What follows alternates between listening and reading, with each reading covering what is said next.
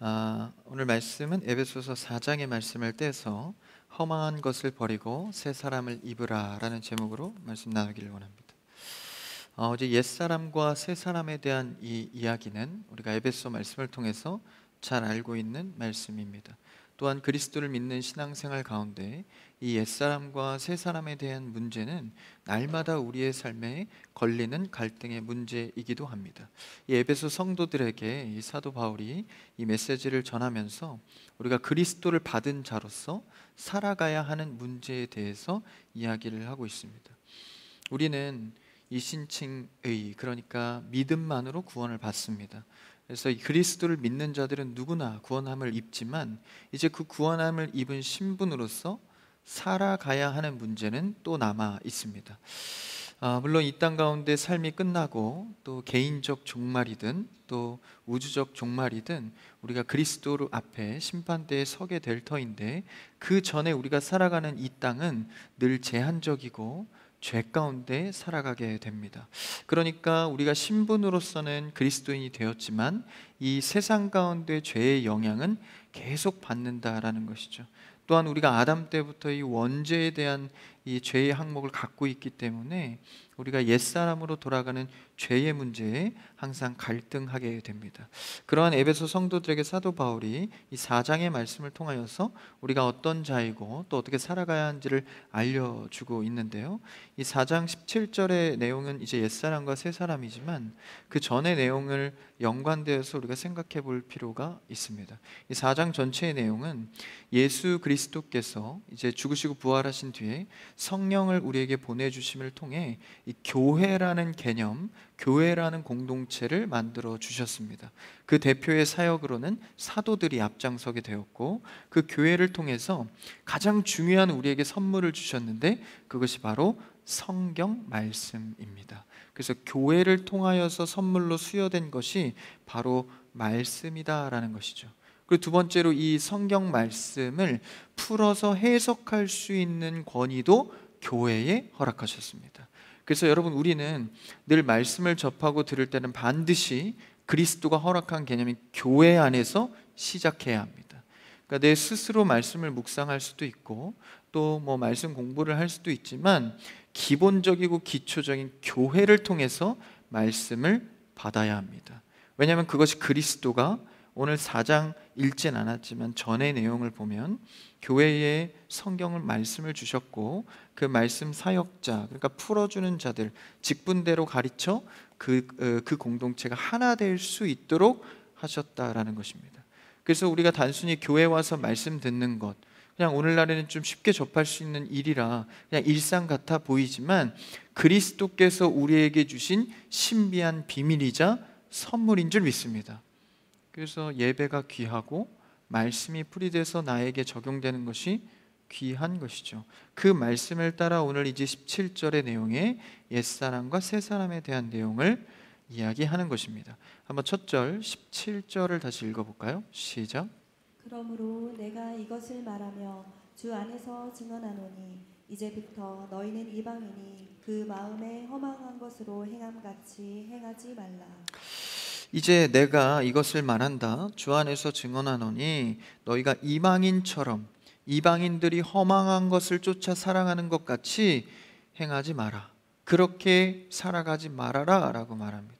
이제 그리스도를 받은 자들은 삶의 양식이 변해야 한다라는 것을 말하는 것이죠.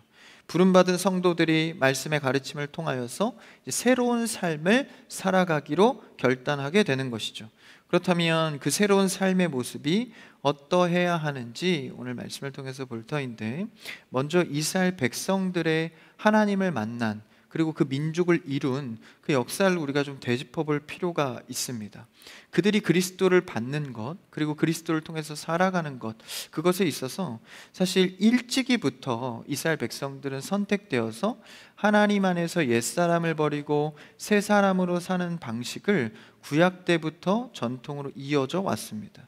그 첫 시작을 보면 이스라엘 백성들을 택했을 때 사실 그때는 아브라함을 통해서 택했지만 공동체를 이루기 시작한 것은 바로 애굽에서 종살이 하던 때입니다. 그러니까 애굽에서 종살이 할 때는 400년의 시간 동안 그들이 이스라엘 백성들이 종살이를 했던 것이죠. 그러니까 하나님께 선택받고 또 이 하나님의 자녀라는 인식은 있었지만 이 400년이라는 작지 않은 시간 동안 하나님의 보호가 아닌 애굽의 땅에서 종살이를 했다라는 것입니다. 그러니까 하나님의 움직임은 보이지 않고 그 계획이 희미해져 갈 때 이 400년의 시간 동안 그들은 모든 의식과 문화와 종교 양식과 가치관마저도 완전히 바뀌게 됩니다. 우리도 생각해 보면 지금은 그렇진 않지만 이제 근일 가까운 때에는 많은 나라들이 이 식민지를 삼고 점령을 하지 않았습니까? 그 짧은 기간이어도 이 식민지를 삼으면 그 속국이 그 나라의 문화와 언어와 이 양태를 다 잃어버리게 됩니다. 그래서 우리나라도 역시 그랬죠.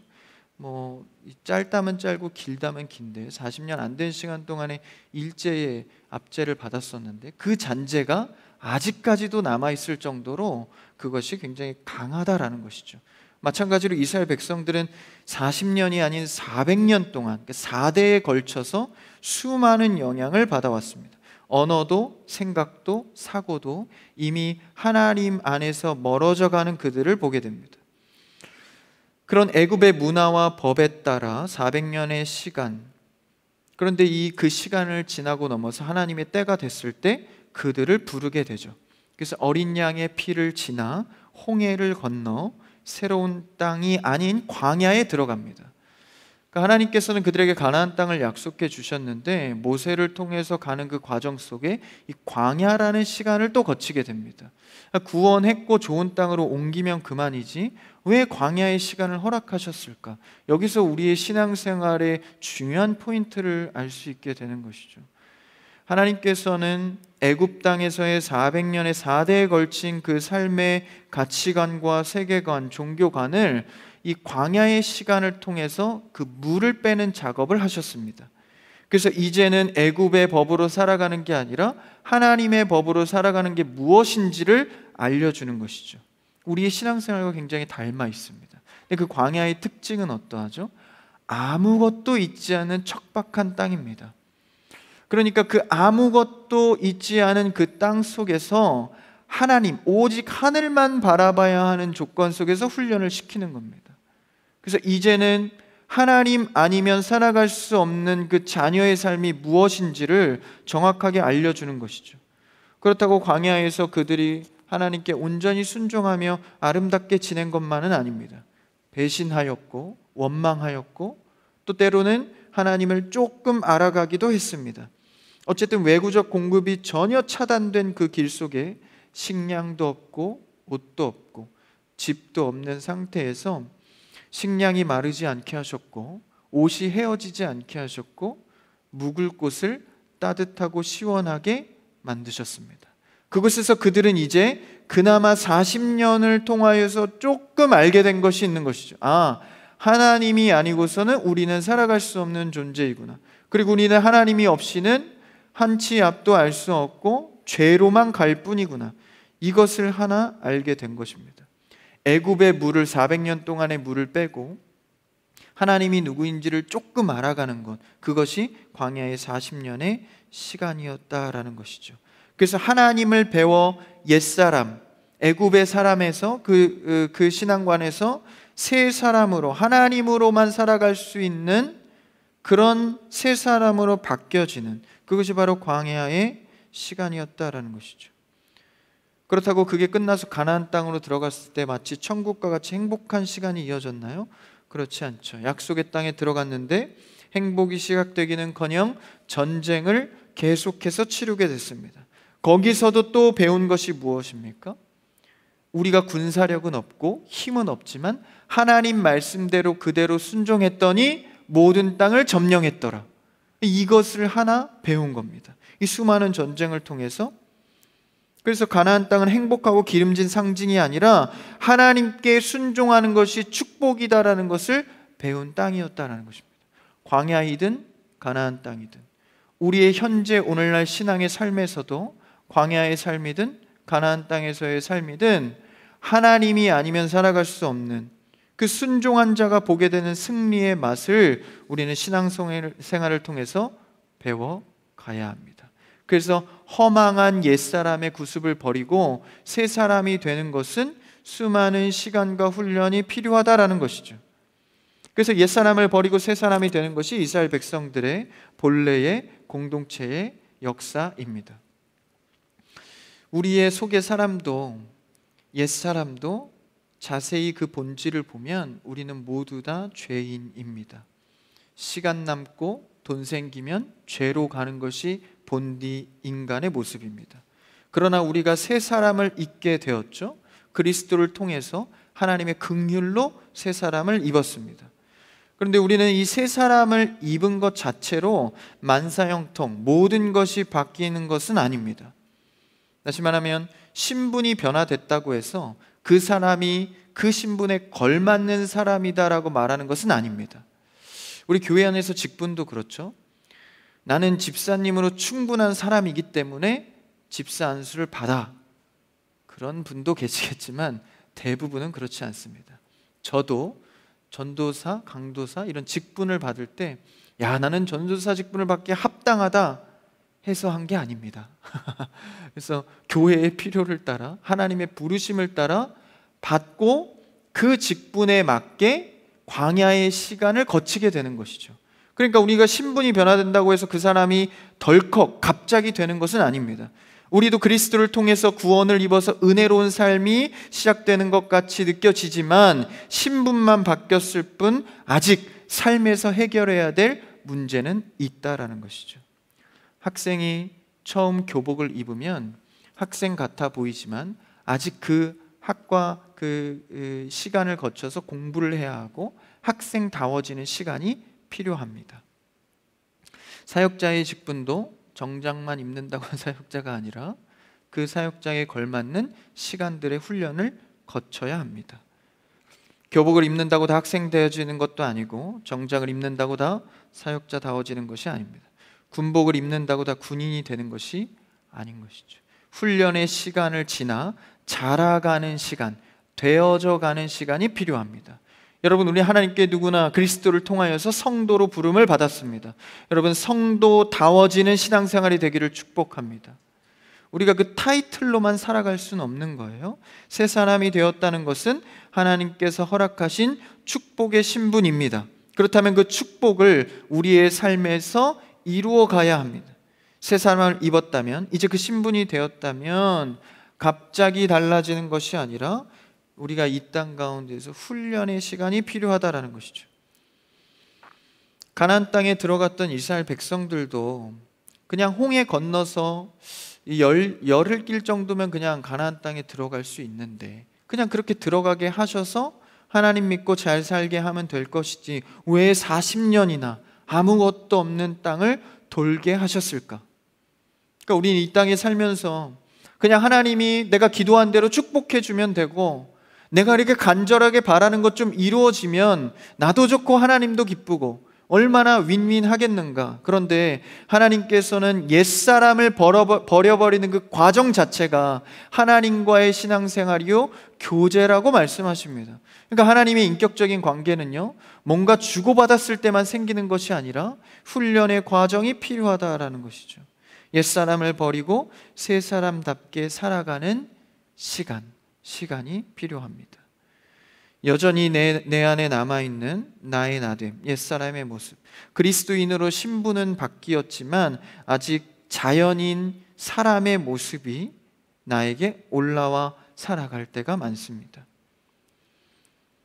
그래서 40년의 광야 생활을 통해서 조금 알게 된 것이 나는 핑계할 수 없는 극심한 죄인이고 나의 힘으로는 아무것도 할 수 없구나. 그래서 예수 그리스도의 은혜와 하나님의 긍휼이 아니면 살아갈 수 없는 자이구나. 이거 하나 광야에서 깨닫는 겁니다.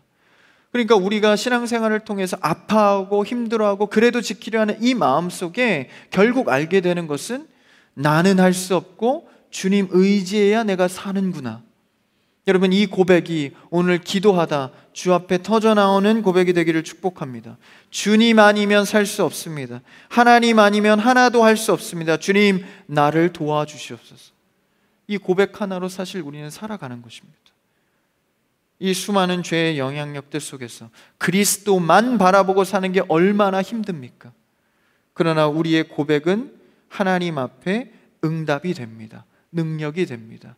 주님께 부르짖고 도와달라 외칠 때, 하나님 없이 살 수 없는 이 죄인으로 나아갈 때 하나님 반드시 오늘 이 밤 우리의 기도를 들으시고 역사하실 줄 믿습니다.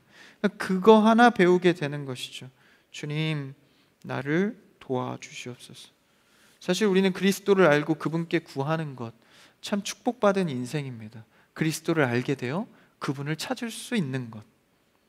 그래서 우리는 그 허망한 것을 추구하지 말고 새 사람답게, 그리스도인답게 살아라 라고 사도 바울이 권면해 주는 것이죠. 17절을 다시 한번 읽어볼까요? 오늘 첫 절 같이요. 시작.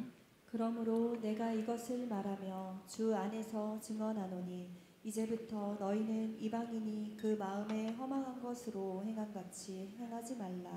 이방인들이 행한 허망한 것, 그런 모습처럼 하지 말라는 것. 다시 말하면 우리는 더 이상 이방인이 아니다. 이방인이었지만 그 이스라엘만 선민으로 선택받은 것 같지만 이젠 우리도 하나님의 자녀이다. 그러니 전에 살았던 모습을 버려버리고 그리스도인으로 부름받은 신분에 맞는 새 사람의 양식으로 살아가라.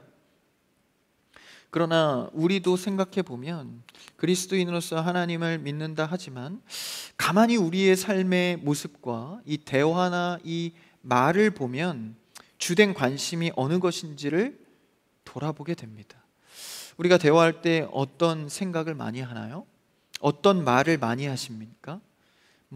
내가 가진 지식을 자랑하거나 돈을 자랑하거나 내 가정을 자랑하거나 자녀를 자랑하는 것, 이 관심사가 우리에겐 굉장히 많습니다. 그래서 우리 언어와 행동을 통해서 그 관심사가 나도 모르게 드러나지게 되는 것이죠. 그렇다면 정말 하나님을 믿는 사람이 맞는가?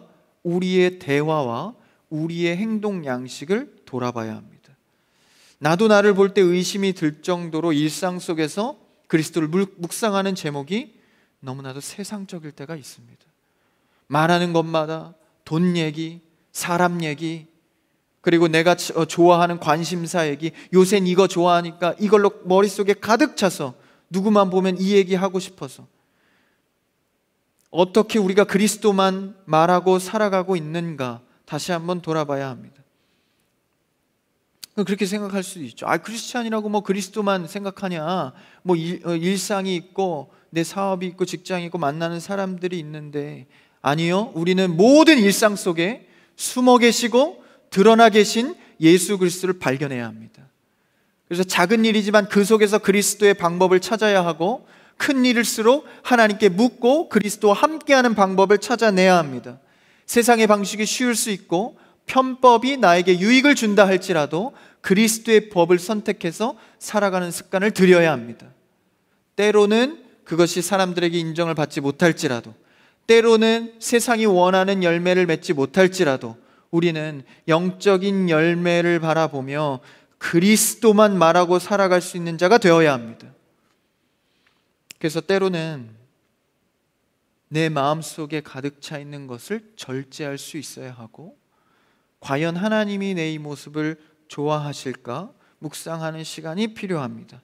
입만 열면 내 안에 가득 찬 그리스도가 나와야 합니다. 그러나 내 안에 그리스도가 없는데 어떻게 그리스도가 나올 수 있겠습니까? 여러분, 이런 예배와 공동체에 함께하는 시간들을 통해서 내 안에 그리스도를 가득 채워가기를 축복합니다. 그래서 물론 사람 만나고 성도들끼리를 만나면 막 내 얘기하고 세상적인 얘기하고 이런 것도 물론 좋지만 반드시 말씀의 은혜가 있어야 합니다. 때로는 지루할 수 있고 때로는 고리타분하고 여길 수 있지만 반드시 그 말씀 안에 모여져야 그리스도의 언어와 새 사람의 삶의 양식이 시작될 수 있습니다. 언어의 습관, 내 관심사를 보면 내 안에 그리스도가 있는지 확인할 수 있습니다. 여러분, 얼마나 요새 주님을 노래하고 계십니까? 얼마나 주님을 찾고 계십니까? 사실 이것이 현재 나의 신앙의 실력입니다. 여러분, 우리는 입술을 뗄 때마다, 내 마음을 고민할 때마다 그리스도와 함께하는 삶이 되기를 축복합니다. 내 마음대로 살면서 정말 내가 사람의 신분에 걸맞는 사람으로 살아가고 있는가? 그렇지 않겠죠. 삶에서 모든 언어와 행동과 그 광채와 향기가 그리스도의 영광으로 가득하기를 원합니다. 그래서요, 이것이 우리의 자랑이 되어야 합니다. 우리 청년부에 한 우리 자랑자매가 있는데요, 이름이 5글자예요. 이름이 5글자. 한 우리 자랑. 이 크리스찬의 이름의 뜻인데, 이게 우리의 자랑이 되어야 돼요.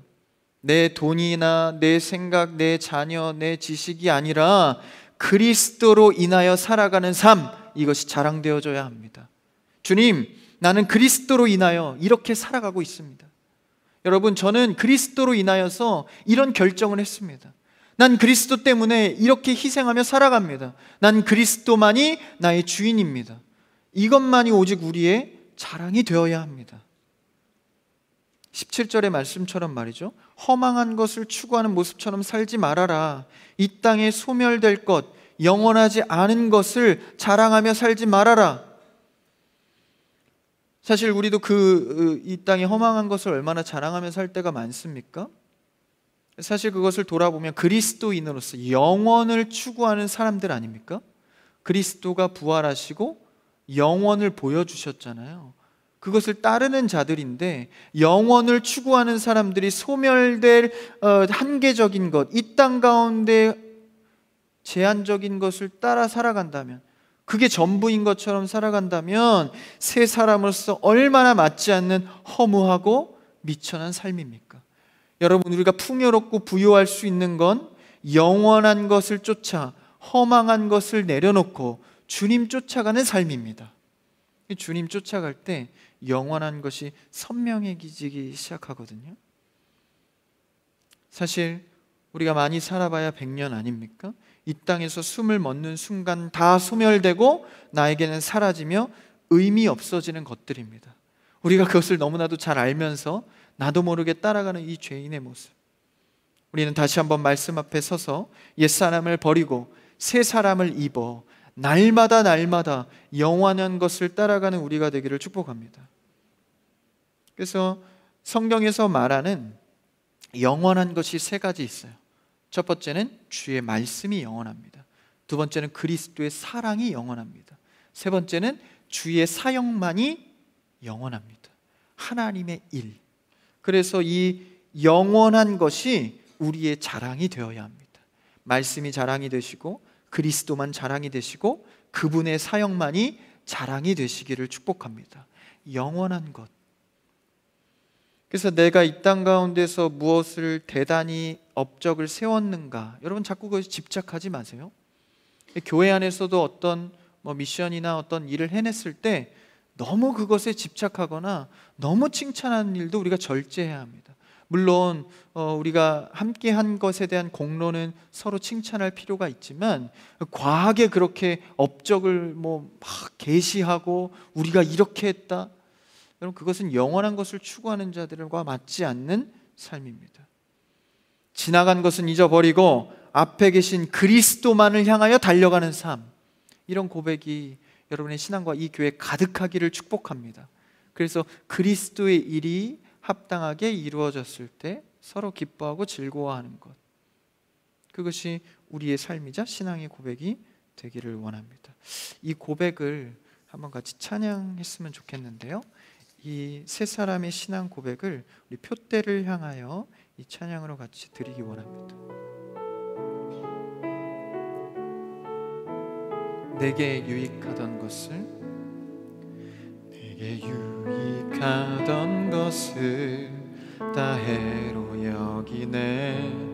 구주를 위하여 모두 다 버리네.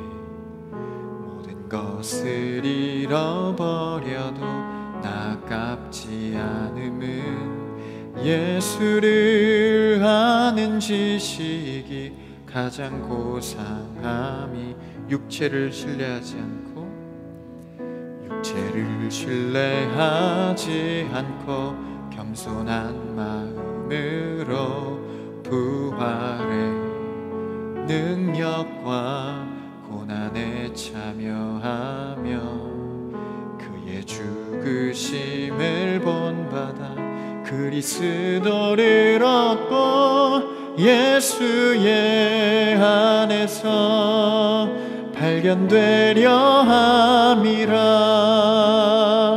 표대를 향하여 그리스도 예수 안에서 부름의 상을 위하여 달려가노라.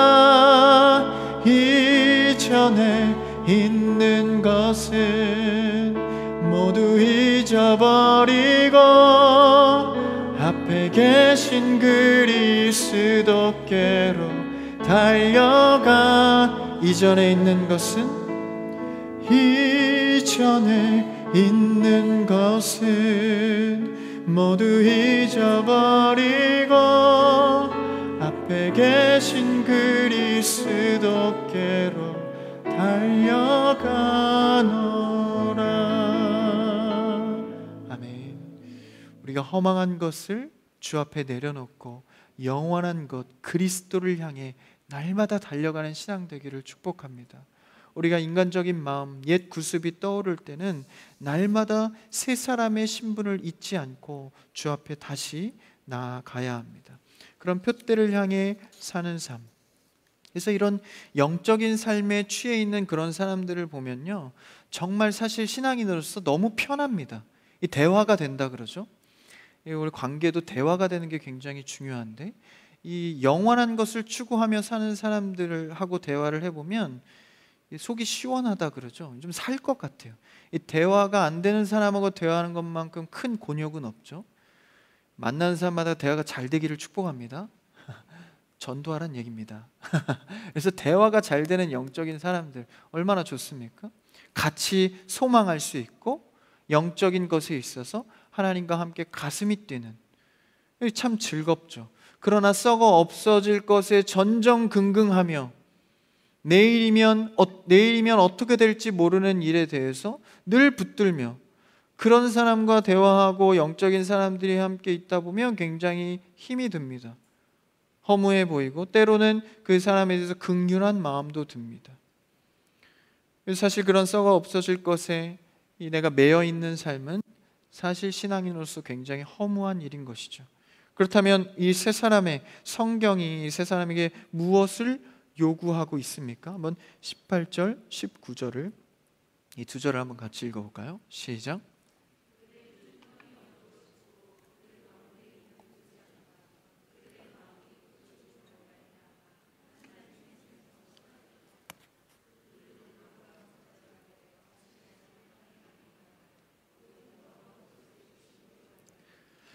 그들이 감각 없는 자가 되었다. 총명이 어두워지고 무지해졌다.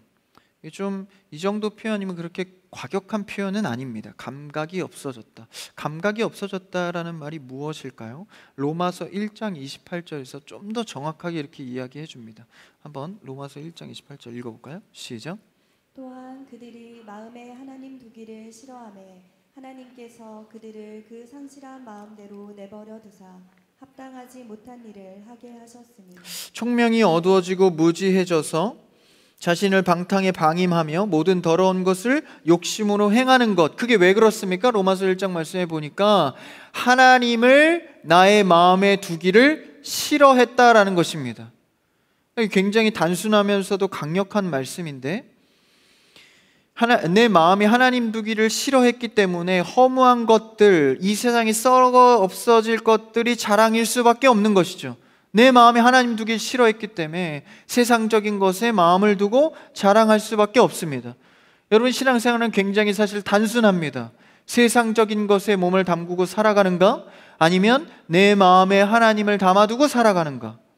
이 속에서 만약 하나님을 마음에 담아두기를 싫어한다면 나는 허무한 것들을 자랑하며 살아갈 수밖에 없는 것이죠. 그러한 자의 평가는 오늘 말씀에 다시 돌아와서 18절 19절에 총명이 어두워지고 무지해지며 감각이 없는 자다. 세상의 지식을 많이 습득한다고 해서 감각 있는 자가 아닙니다. 우리는 영적인 사람으로서 하나님을 내 마음에 둘 때 감각이 살아나고 총명해지고 무지가 사라지는 것이죠. 세상에 사실 많은 고학력자들이 철학적으로, 많은 논리적으로 많은 이야기를 하지만 사실 그 끝으로 갈수록 알 수 없는 것 투성입니다. 그러나 우리는 진리를 소유한 자로서, 그의 비밀을 가진 자로서 내 마음에 하나님을 두기를 좋아하는 신앙인이 되기를 축복합니다. 그래서 무엇이든지 분별할 수 있고 결정하는데 어려움이 없으며 무지하지 않고 그를 더 알아가기를 좋아하는 믿는 자들 세 사람의 모습인 것이죠. 여러분 한번 스스로에게 질문해 보십시오. 나는 하나님을 정말 좋아하는가? 이 질문을 저에게 한번 던져봤어요. 하나님을 믿는다는 것에서는 자신이 있지만 정말 하나님을 좋아하는가? 하나님을 마음에 두기를 좋아하는가? 내 마음에 모셔서 정말 주인으로서 모시며 살아가고 있는가? 그럼 자신이 없어지더라고요. 그러니까 누군가하고 관계하고 알아갈 수는 있지만 좋아하는 문제는 또 다릅니다. 누군가 알아가면서 의무와 책임이 생기잖아요. 가정에서도 의무와 책임이 있죠. 근데 그 의무와 책임으로서만 할 때 사실 너무 힘든 거거든요. 교회 일도 마찬가지입니다. 어떤 의무와 책임으로 처음에 하지만 계속 그렇게 가다가는 반드시 번아웃이 옵니다. 그걸 해결할 일은 무엇입니까? 좋아져야 합니다. 사랑스러워지고 그에게 관심이 생겨야 합니다. 그래서 자녀들을 돌봐야 할 의무와 책임이 있지만 그것만으로 하는 게 아니잖아요. 자녀를 뭐 하시죠? 잘 모르세요? 알려드릴게요. 사랑하지 않습니까? 사랑할 때 그 의무와 책임을 넘어선 한계가 없는 일들을 할 수 있게 되는 것입니다. 여러분, 우리는 하나님을 믿고 있다면 하나님을 점점 좋아해 가시기를 축복합니다. 그래서 말씀이 떨어질 때도요, 부담스럽지만 좀 말씀이 좀 부담스럽다라고만 생각하지 마시고 좋아해 보십시오. 그러면 예배 올 때 발걸음도 가볍고요, 이 말씀이 기대가 됩니다. 하나님을 좋아하는 여러분 되기를 축복합니다. 이 본질적인 질문을 우리는 다시 돌아가야 합니다. 그래서 우리는 사실 이 시간 말씀 듣고 예배 시간 때 예배 드리고 기도할 수 있는 것은 사실 정말 큰 축복 중에 축복입니다. 하나님을 알아 그분을 기댈 수 있고 그분께 의지할 수 있는 것, 내 목마름과 해결할 수 없는 것을 하나님을 향해서 할 수 있는 것, 구할 수 있는 것, 하나님을 향한 사모함이 있다는 것은 영적으로 우리 무지하지 않고 감각이 살아있다는 증거입니다. 그렇게 사모하신다면 계속해서 주님을 내 마음에 모시기를 좋아해서 내 영적인 눈이 뜨여지기를 바랍니다. 그 세 사람의 모습이다라는 거예요. 그 다음 21절도 한번 우리 본문에 21절, 20절, 21절 같이 읽어볼까요? 두 절을. 본문 20절, 21절 시작. 오직 너희는 그리스도를 그같이 배우지 아니하였느니라. 진리가 예수 안에 있는 것 같이 너희가 참으로 그에게서 듣고 또한 그 안에서 가르침을 받았을진데. 이 본문을 우리가 다시 상기해 보면 에베소 성도들에게 사도 바울이 전하고 있는 말씀입니다. 너희가 그에게서 들었다. 여기서 그는 이제 예수님이죠. 그러니까 에베소 성도들에게 설교한 사람은 사실 사도 바울입니다. 예수님이 아니죠. 예수님이 이미 안 계신데 에베소 성도들은 예수님을 직접 만난 자들이 아닙니다. 그런데 오늘 말씀에서는 마치 너희는 그에게서 들었다, 직접 들은 것처럼 말하고 있죠. 21절 표현에.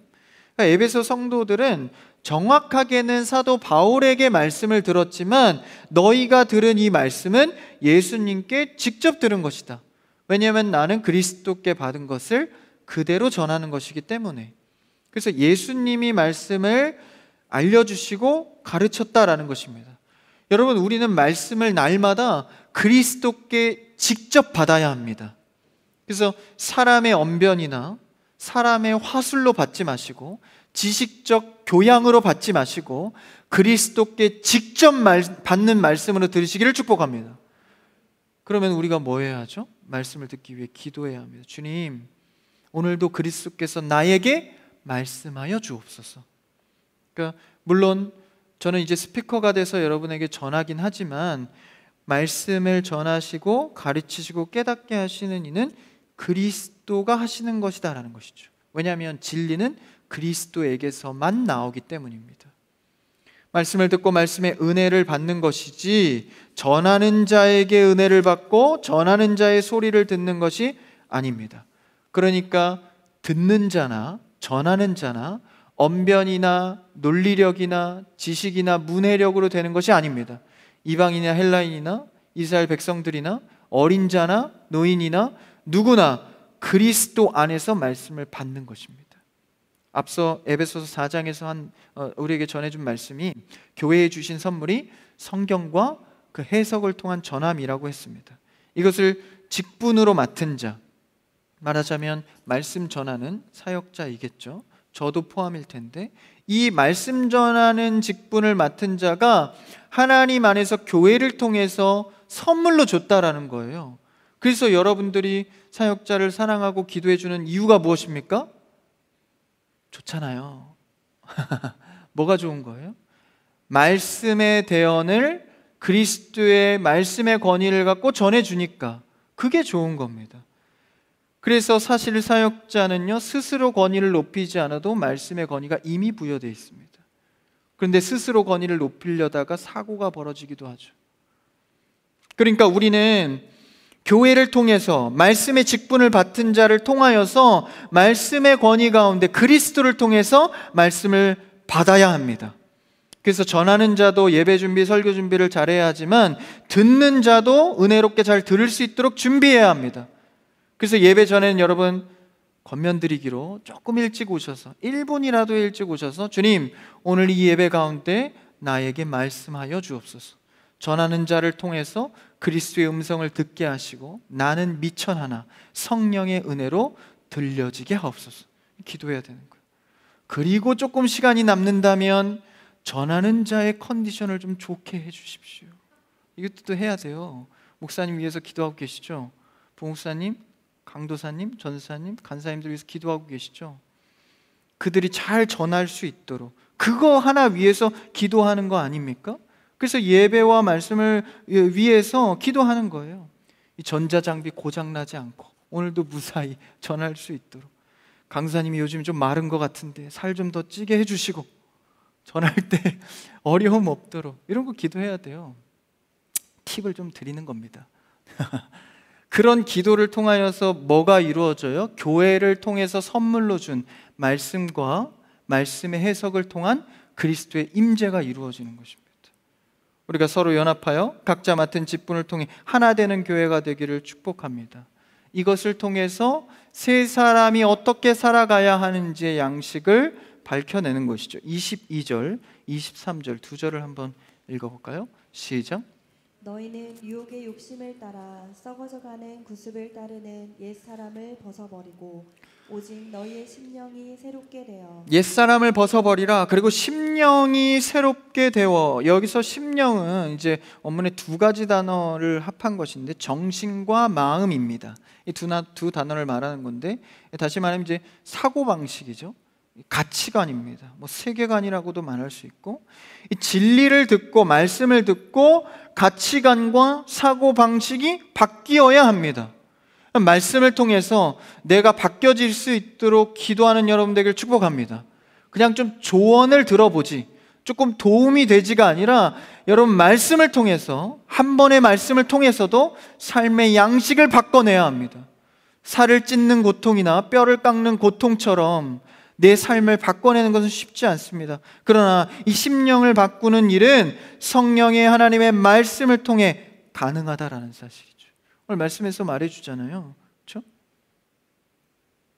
그 안에서 우리가 그리스도의 말씀을 배웠으니 그것을 통하여서 옛사람을 벗어버리고 너희의 심령이 새롭게 되어. 우리는 지식적 습득으로 바뀌어져 가는 사람들이 아닙니다. 그리스도 안에서 생명의 말씀이 운동령이 있어 나의 심령을 찔러 쪼개어 변화를 시킨다라는 것이죠. 말씀에 능력이 있습니다. 말씀에 생명이 있습니다. 말씀은 우리를 변하게 할 수 있는 능력이 있습니다. 우리가 그것을 믿고 나아간다면 의지한다면 성령의 강력한 교제하심이 오늘 이 밤 그리고 여러분이 기도하는 곳에 충만하게 될 줄 믿습니다. 그래서 성령을 통해서 날마다 새롭게 되는 거예요. 마지막 절만 읽고 마칠까요? 24절인데요 24절 시작. 하나님을 따라 의와 진리의 거룩함으로 지으심을 받은 새 사람을 입으라. 의와 진리의 말씀으로 새롭게 되는 그 지으심을 받은 새 사람을 입으라. 여기서 새 사람의 신분으로 끝나는 게 아니라 이게 원어의 이 어법상 이 진행형입니다. 그러니까 지금도 계속해서 날마다 새 사람을 입으라는 거예요. 그러니까 이 새 사람은 한 번 입어서 끝나는 게 아니라 신분은 바뀌었지만 그에 걸맞게 살아가는 문제에 있어서는 날마다 새 사람을 입어야 한다라는 것입니다. 그러니까 여러분, 신앙을요 세상의 어떤 쌓아가는 교양처럼 쌓여져 간다고만 생각하시면 안 됩니다. 물론 신앙의 연수가 있으면서 경험적으로 체험적으로 쌓여가는 것도 있지만 많이는 그렇게 쌓여가는 것에 집착하면 안 됩니다. 왜냐하면 우리는 어제 받은 은혜로 오늘 사는 게 아니라 오늘 받은 은혜로 오늘을 사는 것입니다. 그걸 광야에서 가르쳐 준 거예요. 만나와 메추라기를 반드시 하루 일정분만 주시죠. 근데 안식일에는 2번 주시잖아요. 안식일 전에는. 왜냐면 안식일에는 일하면 안 되니까 2번 줘서 안식일까지 채울 수 있도록. 욕심내서 막 나가보고 이런 사람도 있었는데 어쨌든 오늘 받을 은혜가 필요하다라는 것입니다. 물론 하나님은 왕창 줘서 그 은혜로 평생 살아가게 할 수도 있지만 인간의 죄성을 너무나도 잘 알고 있기 때문에 그날 받은 은혜로 그날 살아갈 수 있도록 하십니다. 그래서 내일의 은혜는 또 하나님께 기대어 살아갈 수 있도록 여러분 날마다 하나님을 의지하는 삶의 방식으로 변해가기를 축복합니다. 그래서 어제 쌓은 신앙, 작년에 쌓은 신앙으로 오늘 살려고 하지 마시고 오늘 아침부터 구하십시오. 큐티는 보통 아침에 하는 게 좋죠. 아침에 구하십시오. 주님, 오늘도 주의 은혜가 필요합니다.